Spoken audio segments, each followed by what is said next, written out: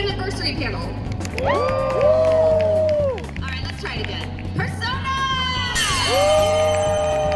So much better. We gotta get the hype up before we bring out all of the guests. I know, look, we almost can't even fit all the names on the screen. That's a lot of how many people was it? Because every time they told me the amount of people, it kept growing. It's 15. No, it's 16. Yeah, it's 18. I think that This is just on Saturday. I think we Yeah. have more people coming tomorrow too, so. Yeah, so how many people total did the AVOX have? So this show, we were supposed to have 35 for the whole show. I think we have 75 75, this I think, weekend. is where we're at, yeah. And AVOX in Pasadena is going to be 150 actors. Oh my gosh. So yes, guys, really quick before we bring out all of the actors, AVOX, this is just a sneak peek for AVOX. So if you guys are interested, please make sure to come check us out. We have a booth that's right over here. There's gonna be a show next July in Pasadena that's again gonna have 150 actors, and it's gonna be a much smaller con, so you'll be able to meet them and talk with them and come see amazing panels and things. So it's gonna be super great. Yeah, it's going to be a VIP event where we're going to have different type of programming like this, where you're going to get to see these big main stage events. We're going to have panels. We're going to have individual workshops led by all the actors, private signings, table signings, but a lot of different programming. And we're going to be having an amazing cast. It's like the largest cast I think ever assembled. I think that's true. Wild. All right, well, do we want to bring on? Let's do it. Let's bring on our actors. Okay, can we get everyone up here on stage? Again, Persona! A warm welcome. Hey, Lily Kim. Oh my God. Okay. Jameson Price. Eric Hildenbeck. Keith Silverstein. Darren Straussman. Erica Harlacher. Erica Lindbeck. And DC Douglas. I've already lost count of all of these people. Shirley Lee. Wow, Abby Scott. Dan Saini. Douglas. Not Rick. Oh, my. Yes, there's some content. Wow. Oh my gosh. He lost musical chairs. Starts off great. Wow. Just look at what you guys have done. Look at This these people. amazing family on this stage. I love this family, I gotta tell you. This is one of my favorite groups of people to work with ever. Wow. Now, before we get everyone to introduce themselves, just so that you guys here know, this is Keith and Valerie, and they have been directing and part of Persona for 25 years. So We were like 2 years old. We were at least 10 when we started. Yeah, you guys started Persona before you talked. We started on Persona 2. Persona 1 wasn't really voiced, and Persona 2, and just a quick story before I get into this, the game was being done by Atlas. I think at the time the team was like 8 people, and they just brought it over from Japan. The localization was done by, initially they had a Japanese team who would localize it, and they had an American guy that spoke English pretty fluently, and he would adapt the scripts for the Western audiences, and he left the company. So when Persona 2 came out, I don't know if many of you guys know this story. So he left the company, and we got the script, and I tell you, there were words on the page. They didn't make a sentence, Oh my God. or a story, or a paragraph. So the producer, who is the most wonderful woman in the world, Sonoko, she was from Japan, so she spoke perfect Japanese, so she was reading the script and she knew what it meant, but nobody else did. And they had a programmer, they flew out from Japan, who sat back in the studio, and so the actor would come in, they'd look at the script, and they'd look at me, and their eyes would be wide, and they looked at me, and I'd be like, we had no idea what it meant. I mean, none of the lines made sense. And so I would look over at Sonoko, she would shrug, and then we'd go back to the actor and like, okay. And like every take, we were like, whoa, what's going on? And then the actor would do the line, and then they'd look at me and they would shrug, and I'd be like, This went on for a while. so I'd look back at Sonoko, she would shrug, and we'd look back and we'd look at the poor producer from Japan, and she's behind this laptop, and she'd just look at her screen and she'd just go, Not right. and then Sonoko would look back at me and she'd shrug, and I'd look back at the actor like, and seriously, the first day we were doing like, normally we do like 1 or 2 takes of a line, and we pretty much have it. When you're doing like 6 or 7 takes of a line, there's a big problem with your session because something's going wrong. When you're doing like 8 or 9 or 10 takes, you're like really in problem territory. When you're doing 25 or 26 takes, Right? Did you see everyone up here start to eye twitch? so that was Persona. Gotten a lot better, huh, guys? it has come a long, long way since then. And so over the past 20 years, we've gotten to know this amazing family. And between now Strikers, which we did all during Pandemic, lockdown, yeah. Or even from home, all the different things, the Persona series and the anime. Yeah, the animation. I mean, there's been so many different gigs, and like you said you started with 8 people. You have more than 8 people on this stage right now. So you thinking about putting on a game with just that few people. I mean, okay, so you have more than 8 people on this stage, so you've come such a long way. So congratulations on just all of your hard work, because we can tell that you guys must just absolutely love this series, and it has been so close to your heart. So really quick, let's just go down the line, starting over here at the very end, and we're gonna have everyone just say their name and who they voice for the whole audience. And audience, I think you should say your name in your voice. oh, you better make it like the audience. Yes, audience, make sure to give everyone a very warm welcome that they're out here. Again, such a huge panel. Jameson Price, and I play Sojiro Sakura. My name is Billy Kometz, and I play Dr. Maruki. My name's Erica Lindbeck, and I voice Futaba Sakura. Keith Silverstein, I was Zen in Persona Q, and Masayoshi Shido in Persona 5. Then Brett Asu. Hello, my name is Karen Strassman, and I play I Guess. It's so nice to meet you. And oh, you guys, I also play Nanako. Hi, Big Bro. Hi, I'm Jeremy Lee, and I voice Makoto Nijima in Persona 5. Hi, I'm Abby Trott, and I voice Tai Takemi in P5R in the anime. Hi, my name is Zeki Lin, and I voice Haruo Kumura.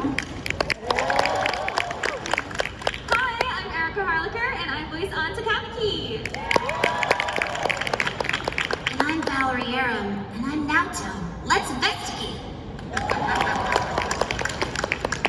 Hi, I'm Cassandra Lee Morris, and I'm the voice of Morgana. Which? Hi, I'm Min Lee. I was Ulala in P2, I was Yukiko in P4, and Oya in P5, and no, I wasn't really drunk. They wouldn't let me. I'm DC Douglas, or DC Double Ass, if you go off that.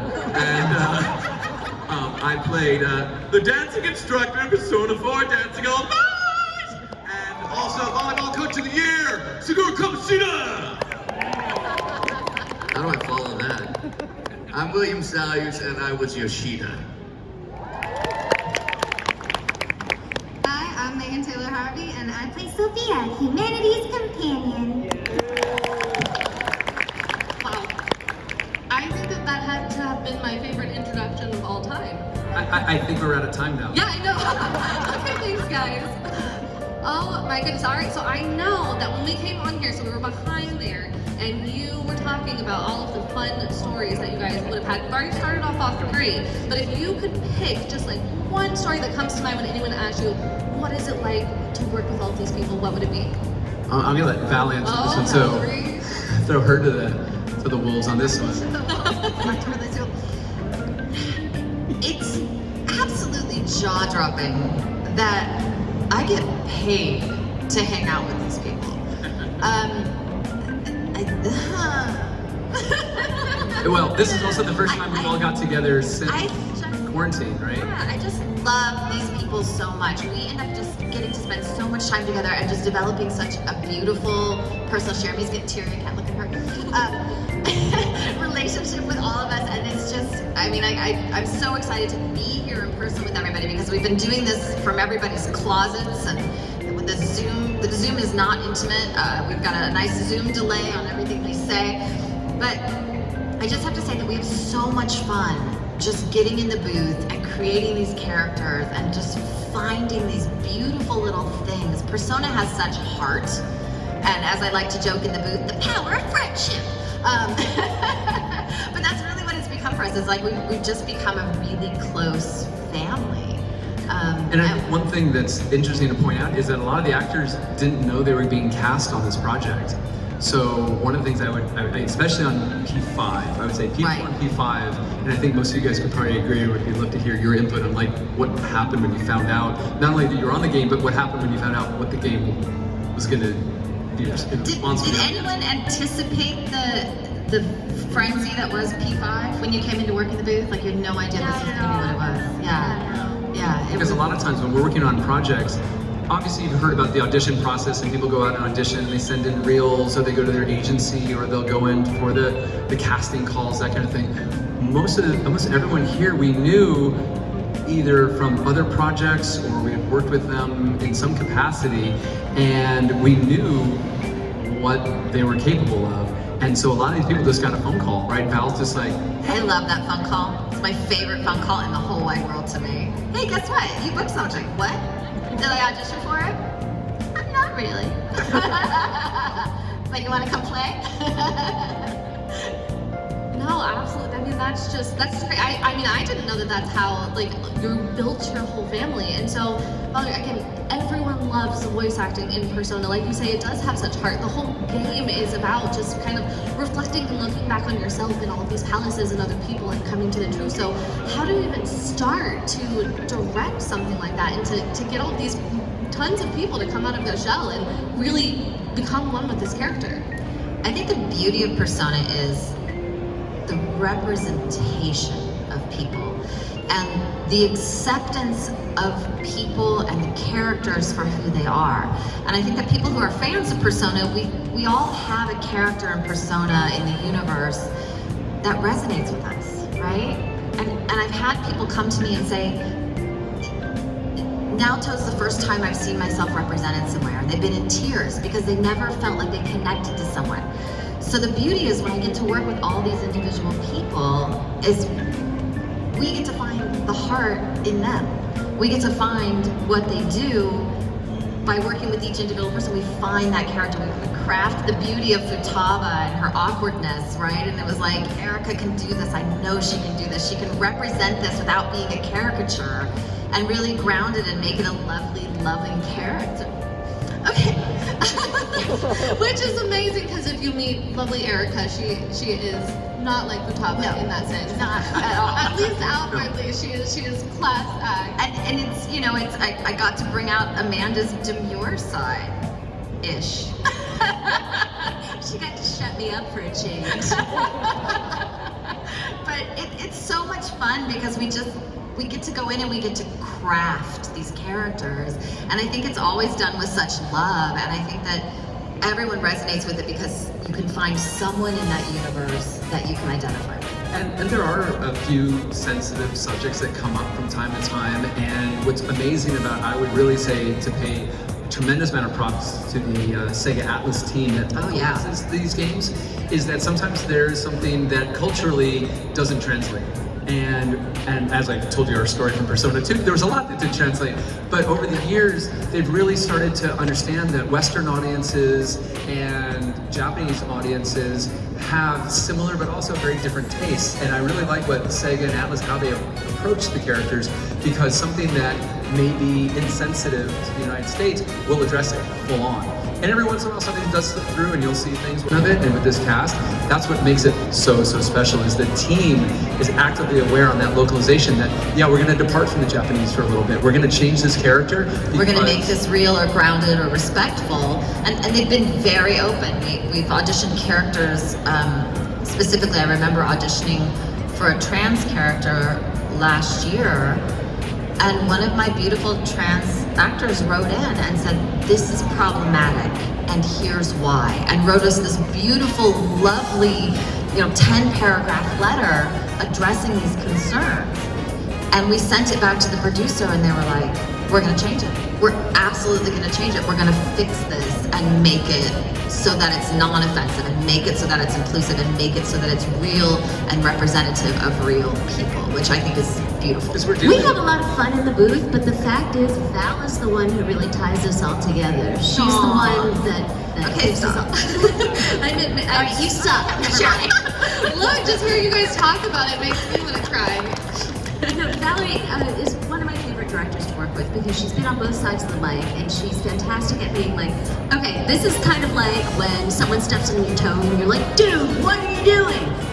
Oh, okay, I understand now. The way she explains what she wants without just giving us a blatant line reading is really well done. So, to Val, thank you. There's some interesting engineering that you do as well. I mean, engineering of the actor in that, for instance, Kamoshida, you didn't tell me where Kamoshida goes.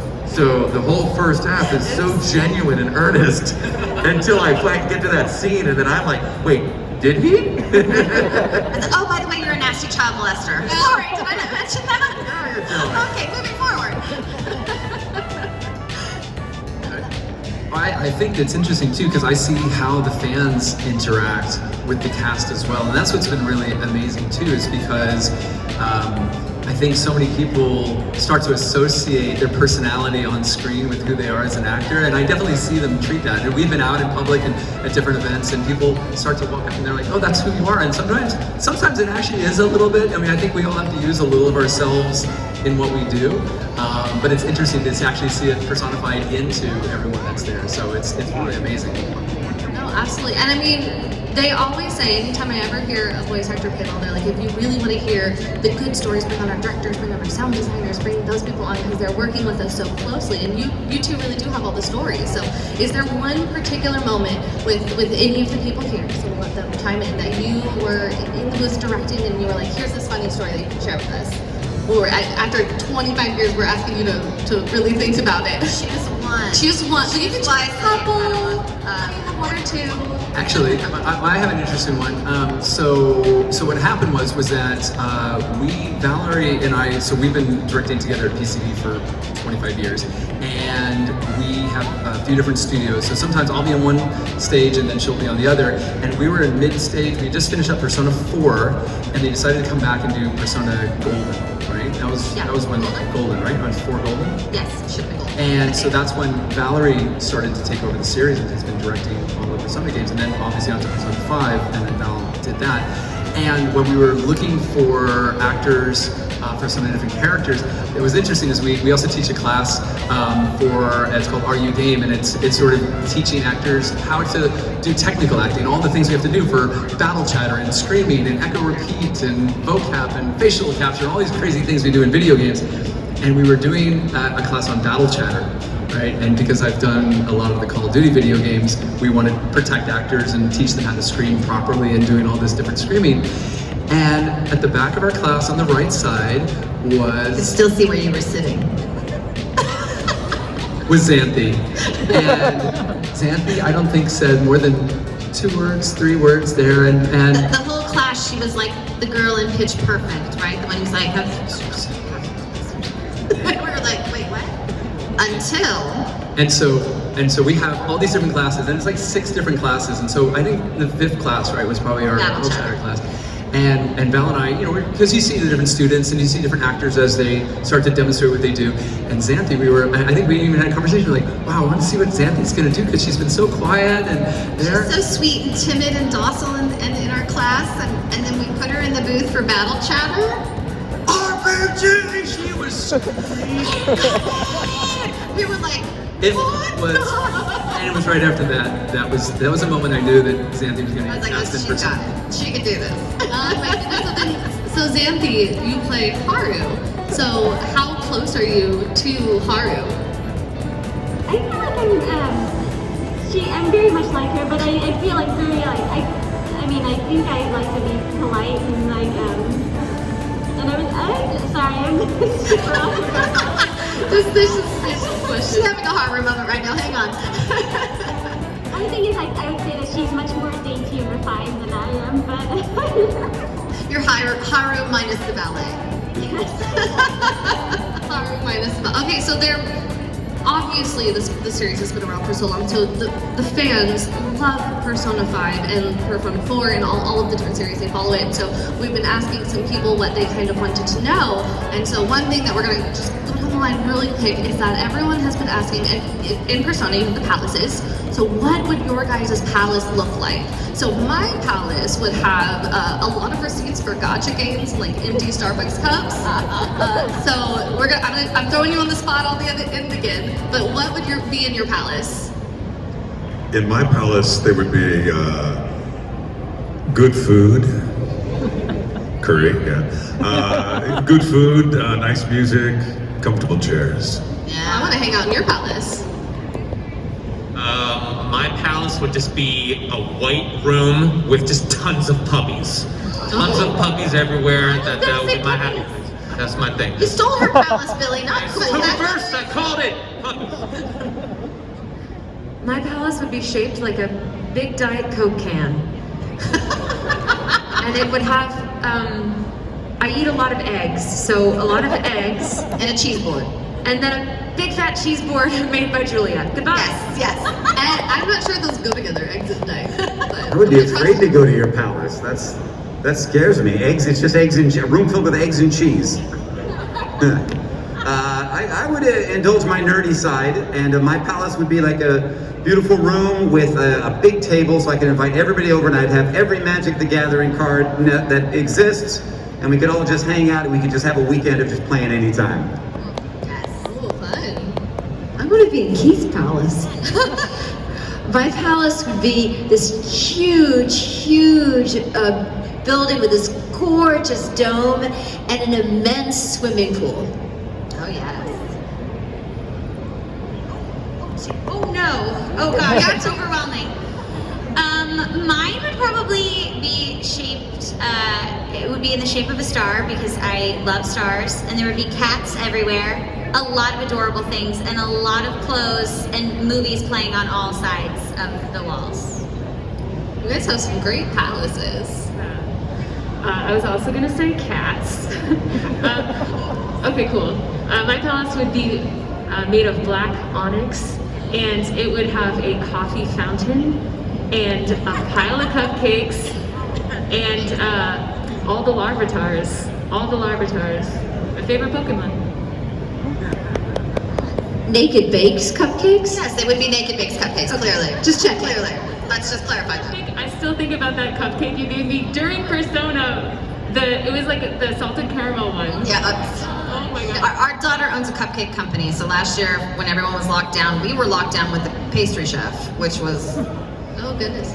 look, we sent cupcakes to everyone, and they're literally unforgettable, like amazing, just crazy cupcakes. In everything, all of the background stuff, all of the Zoom calls, the one thing that I've heard from consistently everyone is your cupcakes. It's my daughter's cupcakes, but yes, Your daughter's cupcakes. nakedbakes.com. And I forgot now. She got stuck on cupcakes. I think it'd be cool to have like the night sky like painted on the ceiling and like lots of just like squishy cushions everywhere, and just like I like tea, so I think it'd be nice to have like a little tea time. Tea is good. All right, I would have all types of baby animals. Not There you go, you silly. but no bugs. I don't want bugs there. And then lots of fruit because I love fruit, and the cookie dough cupcakes that Julia makes. Yeah. They are so. My husband's obsessed with them, and so I barely get any whenever we get any from you, but they're so good. All right, Valerie, in your palace. Okay, my palace would have those giant couches that when you sit on them, you turn into a toddler because you sink down into them so far. Tons of cashmere wool that I could knit into sweaters and blankets for everyone. And the studio pups. We need Cooper and Max and Raymond, our studio dogs. And that's kind of my ideal right there. And a fireplace. Get a fireplace too. I love it. All right. You're not exempt from the palace. Do I get a palace? Oh, you get a palace. All right. My palace is a little condo made of all of your palaces. Aww, family compound. I'm in. That's cute. Okay, my palace would have a wave machine, and it would create like perfect beach waves with like the perfect temperature, salt water, beautiful white sand with like cabanas, some palm trees with hammocks, and maybe like a little ice cream fountain because I'm obsessed with ice cream. And yeah, that would be it. It's Do very, you have a favorite ice cream? Yeah. Yeah, what's your favorite flavor of ice cream? You gotta, just all? So it changes. It depends on what flavor Salt and Straw is currently offering. Yeah. Yes. We have some Salt and Straw fans. Yes, so good. They currently have like a gingerbread kind of one. Yeah, thank you. It is so good. I basically eat a pint of it at a time. Also, they do really good stuff with like berries. Yeah, I don't know how they get this consistency, but it's like amazing. You're invited to the palace, by the way. Yeah. I'll see you guys. I'm adding your palace to my palace too. Persona 6, all about ice cream. Right. I'll make ice cream. I'll make you some, Cassandra. I'll make you ice cream. We make really good homemade ice cream too. My palace would have a lot of really comfortable couches and chaise lounges and that kitten chair from the Cypress house. For everyone to just sort of lay around and hang out. There'd be lots of big screen TVs. There would be old cats everywhere. So all they want to do is sit there and be pet. So they just sit there and purr, just fuzzy little dudes everywhere. And the best weed in the world. My palace would be Mar-a-Lago, just so I could have the pure pleasure of evicting the Trump family. Nice. My palace would be on the ocean. It would, apologies to the rest of you, it would not have some cats or a lot of cats. It would have all the cats. Oh, you just stole all your cats. All the cats. And it would have a really nice, like, home gym that I would have staff to work out for me on. Yes. Yeah, I want in on your palace. Well, I mean, everybody took like all the good things, but I'm gonna reiterate some of it. My palace would be like, the whole thing would be one of those big, comfortable couches that looks like it's too big for anyone to ever like be on. There would be tons of blankets, because I'm always cool. I'll make the blankets. I'll take all your blankets. Tons of sweets everywhere, and I'm gonna steal some of all of your cats. I have to. You have to some. share, Bill. Did you bring enough for everyone? And I guess I'll take all the dogs then. Protest. All right, so this is basically what we need is just Keith's palace where it's all of yours combined, so we can share these animals. Party at my palace, We all right? have to party at Keith's palace afterwards, after party.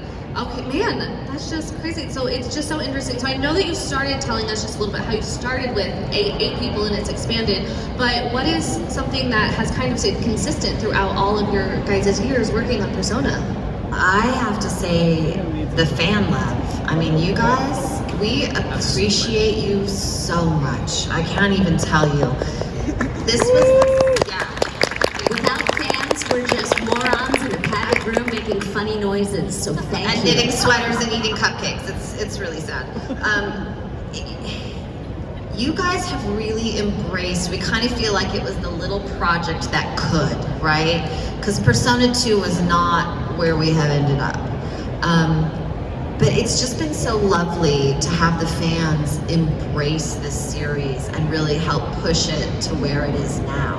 Yeah, I think a lot of people are going back and discovering Persona The older 4, Personas. Persona 3, 3 and because like 4. the story in 3 is like, whoa. If you haven't played 3, go play 3. That is Yeah, wild. really cool and completely different. I mean, completely different, and it's interesting to see it kind of now as it's evolved with everyone and a lot of people we've worked with over the years and expanding out the universe. I think that the stuff that's in store is equally amazing, and we're super excited to continue, working with Sega and Atlas over the years. And so as this family continues to grow and doing things, something like a pandemic comes along and we're all recording at home. We have some of the funniest stories. It's a whole nother panel of just like trying to record Cassandra at home, and she's like, yeah, that's my neighbor taking a shower. Like, we're recording a session, and I was like, oh my God. And like we have Lindbeck is recording, and all of a sudden she goes, yeah, there's someone dragging a dead body down the hallway. And we're like, what is that noise? And she goes, I don't know. Let's not get involved. We'll just wait for it. Every one of us has had these crazy stories, and so even in the middle of a pandemic, we're still like working and doing stuff, and Everyone up here has a deep-seated hate for gardeners. Wow, we're triggered. Leaf blowers were the bane of our existence for the last 2 years. but at the same time, I could tell you exactly how long my neighbor's shower lasted. Because they were like very meticulous about it. So I'd be like, all right, we've got about 9 minutes and 30 seconds. So I'm just gonna run take a break and we'll be back. and Max Middleman, who couldn't join us today, Max, he would be recording and he'd be so loud during his effort sounds or battle sounds or whatever he's going to be doing. His neighbor downstairs would then start doing things, Banging just on the walls banging and on stuff the to try and walls and on the disrupt his ceiling and recordings. things, just because he knew he was recording, and it was like just to spite him. So yeah, I mean, It's been challenging. but fortunately, we've all worked through the pandemic, which is, unfortunately, a lot of people can't say the same thing. So it's been amazing that Persona Strikers and a lot of stuff in the anime and other things like that all came about while we were in lockdown. So it's interesting that we've stuck together and continue to keep And going. here we are. Yeah, absolutely. I mean, also you talk about that. I think just all of the funny stories that you must have. I love that you know exactly how long your neighbor takes a shower for. I need to start timing my significant other now. I'll be like, get 9 minutes. But what are they? And what's really creepy is that they have no idea that I know this information. All your clients do. Yeah, but everybody else knows. But all of us know. We're talking about my neighbor showering now in public. Yeah. Hopefully they see this. We know which neighbors are double flushers. We know a lot about everyone's neighbors now. It's kind of crazy. So I know that there were the things that you would expect, like leaf blowers or showering neighbors, but was there Dead bodies. Yes, I guess we can kind of expect that. But was there anything that you guys found was a lot harder than you anticipated with recording from home? Because it was a mad dash to start figuring out how to remotely record, and this was for you guys and for all of the voice actors as well. We have a 70-pound tortoise that lives in our backyard, and my studio's in the back, and so when he's hungry, he'd come and start banging against the door when he wanted my attention, and you have to stop Like a the session and 70-pound go toddler. get a little bug or some lettuce, because otherwise he's not gonna leave you alone. So that was a little challenge. How many of you guys have dogs or pets that really wanted your attention during recording? Yes? Yeah, I have a dog, and he's adorable and a star, but he does this thing after he eats where he'll eat his food and then he'll run around and stuff. He likes to ripple his toys into scraps, and then he'll stuff all the scraps that he can into his mouth at one time and then hide it with another toy on top and then just howl for like 20 minutes. And so at night it's okay. Conducive to recording. Yeah, at night it's okay because I'm not recording, but if I had a morning session and we didn't feed him early enough, oh my god, it just, especially before I got my booth, you would just hear like, "Woo!" and I'd be like, he's fine. He thinks people are stealing his scraps, and I don't know, he's so weird. Yeah, that was the worst. I think I've seen everyone's pets during the session. I think I've gotten to know. I think we have to stop every session when their pet comes into the camera. I was directing yesterday on a session, and the producer's cat jumped up on her lap. You know, they want attention or whatever. On the Zoom. Proceeded on the Zoom, turned its backside right to the camera. Yeah, we were looking right at a cat butthole for like 10. She was like, I'm so sorry. And you sometimes like 15 producers on the call. Like sometimes we have these big international teams and the actors are there and they're there, and then you have like, yeah, a cat butt right in the screen. Right, like they literally could just line it right up to the camera. Like, It's amazing how many cats consider that their best feature. I don't know how many people got quarantine pets, so we had a pet that had passed away just before, and we actually got a puppy during quarantine. So he wasn't socialized at all to people outside. So when the people come over now, it's exciting. He's my boyfriend. It's really exciting. Like, we have okay, Raymond, put it away. We have a few actors that kind of live down the street, and so within our quarantine bubble, like some of us had quarantined at the same time, so we were able to still see each other during quarantine. And Erica and Billy had been over a number of times and met Raymond, our new little Sheltie. But Todd Habercorn, Raymond loves Todd. Loves Todd. And when I say loves Todd, I mean, he loves Todd. Yeah. And so Must be restrained from loving Todd. he turned a year old and we got him fixed, and he doesn't love Todd quite as much. No, but it's still there. It's still there. So yeah, quarantine pets have actually gotten most of us through this trying time. So Just through it all. Okay, so for all of us, again, you guys obviously love this series so much. So for everyone on this panel, what is something that you constantly are telling fans or fans are asking you? Like, I'm sure you get go to sleep like constantly. Is there anything just like specifically that just kind of outshines that really makes you think of Persona? It's hard besides to go to sleep. Yeah, I mean, everyone wants me to say, go to sleep. Also, looking cool, Joker. I feel like the looking cool Joker must be like the #1 line for like half of you guys here. Yeah. we always tease him because he actually has to do every single grunt every time. We always like, why don't you just do a library of them and just let him do it? And He's technically a main character, and like when he would come in to record, we're like, you're not gonna believe this. And he's like, what? I'm like, you have 2 sentences. And he'd be like, actual words? And I was like, yeah, not just, like actual words. And Xander would be so excited. He's like, I get to speak! Oh, and how do you direct someone to just do a bunch of grunts? Because I mean, I'm sure it still has to be. Basically, you just have to give them the visual. Like Amanda said, I'm a very visual director. I'll be like, okay, think about when, you know, like we were directing in one of our classes the other day, and we were doing battle chatter, and one of my girls, very tiny, and she was having a really hard time. And women do this a lot because we're taught to be so nice and demure. I'm not anymore. I'm over that. And she was having a really hard time. I call it hulking out, right? And she. And I said, baby, you know when people pat you on the head and tell you how cute you are? And she just looked at me and she went, ah! In the microphone. I was like, that. everyone was like, oh my God. Just gotta tap into those inner things. So I'm very visual. So if we're talking about what's going on, I will explain to Xander what's happening in the scene, what he's doing, and we'll come up with those sounds. Yeah, she's a more visual director, I'm a more musical director.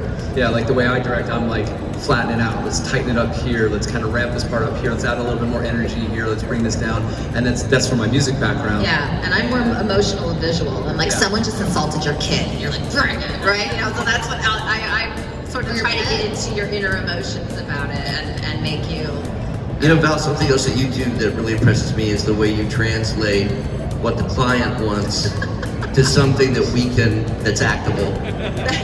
Yeah, because you know, it's not just about figuring out how to communicate with us. It's you figure out how to communicate with them, and pass it through to us. Thank you. Yep. How do you make we want to feel? I know I've had. We want to kind of feel like green. How do you take that and make it into something? You have to kind of look at it and think about, okay, what do they mean by green? Do they mean green as in someone who's new and young and fresh? Do they mean green as in being in nature and being outdoors? What is the feeling? Because they may not be able to describe to me what they're looking for. So if they say green, I have to go, okay, we're in this scene and it's these characters and I kind of put it all together really quickly in my brain and go, oh, I know what they mean. Yeah, because one of the things I want you to be sassy. And my actors go, oh, okay, yeah, that makes sense. we always say that every line in the booth is a negotiation, Right. and not in a bad way, but it's the idea that, you know, the client says, hey, we want this, so then Val or I have to sort of funnel that down into this direction. Then we have to sort of work with you on that line. You have to read the line, understand the intent behind the line, perform the line, then comes back, we're like, yes or no, how it's gonna be, we adjust the line, and then go back to the client, right? And that happens 75 or 100 times an hour in every session. And so that negotiation takes place, and so sometimes when someone comes up and has a very esoteric, you know, script or a description of something, that's what becomes really interesting. And what we find is, as directors in video games, it's not our creative vision. We're not inventing the game. This is not our property. Our idea is to sort of channel that messaging to you guys, and then for you guys to embrace that and give us something where we don't want you to puppet or act something. We want you guys to make it your own. So that negotiation has to find, you say, okay, what would my character do without saying, well, my character wouldn't say that, right? And that's the negotiation. And so fortunately, that's what that's why this family is so good. And I think it's also that we know all of you so well, that I know how far I can push you in the booth. I had a really beautiful story, Cindy Robinson, who is not here, and she came in and we had to do the scene where her character's dog died. Remember that in Persona 4? Her dog had died the day before. And I just looked at her, and she's a very dear friend, and I said, Red, are you okay? I said, here's what's gonna happen. How do you feel? And she looked at me and she said, Val, I trust you. Let's do it. And so she let me just touch into those feelings that were right there on that surface. And she went for it. And if you listen to that scene where her dog dies, that is all real. And it's because we have this beautiful family relationship where she was willing to just place that in my hands and let me take her as far as she was willing to go and just get that beautiful, beautiful performance. And they're not always that extreme, but that's like the biggest example I have of how much trust we all have in each other and how we have to work together. We have to know. They have to know that I'm not going to abuse them. Cindy had to know that I wasn't going to push her and push her beyond what her comfort level was. But I also have to know what everyone up here can do. I have to know, I know that, oh, someone insulted your kid, Amanda's gonna lose it if I say someone insulted your kid. So if I need Amanda to lose it, I'm like, they just insulted your kid. And Amanda will be like, So I know these things about, I can touch in on those little things that I know because we are so close and help them really craft like the best performances that we can come up with and the most in-depth sort of heartfelt characters. I love my family. You can just tell that you guys are such a close-knit family, and I mean, I know that makes me as a big Persona fan, as all of you guys are, like that this thing that we all care about so much is really being protected and taken care of and thought through so seriously by all of you. So I know from us to the fans, thank you guys so much for all of the hard work that you guys really put into it and the love that we can feel. And we don't have any more time left, so what we're gonna do is we're gonna start it this time, but we're gonna have all of you guys just give us a really quick wrap up as your character saying goodbye and thank you. All right, goodbye everybody, thank you so much. Thank you, and remember to vote. Party at my place. Bye everyone, I'm dating a 17-year-old. You guys look tired now. You should get some rest. Let's investigate. That was super fun. See you guys next time. Bye. Take my chocolates, please, before I crush them. Get vaccinated. Later, guinea pigs. Go Persona! Every day's great at your Tunis. Now get out of here, you damn brats. Keep on your toes, jokers, because here come the buffs. You guys want some free snacks? You know, when I was young, ooh boy.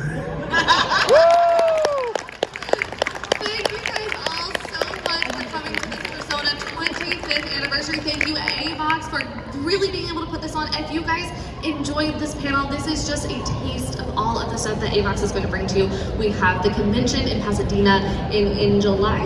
Yeah, July 2nd and 3rd, the Pasadena Convention Center, about 8 miles from here. Yeah, absolutely. So please check it out. You guys can get tickets online, or you can also stop by the booth over here to find out more. So thank you all to the Persona actors, to you guys, and to the fans as well. And we really hope to see you at our next show.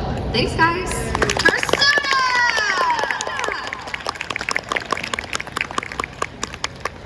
Sign it off. All right, everyone has a mic partner.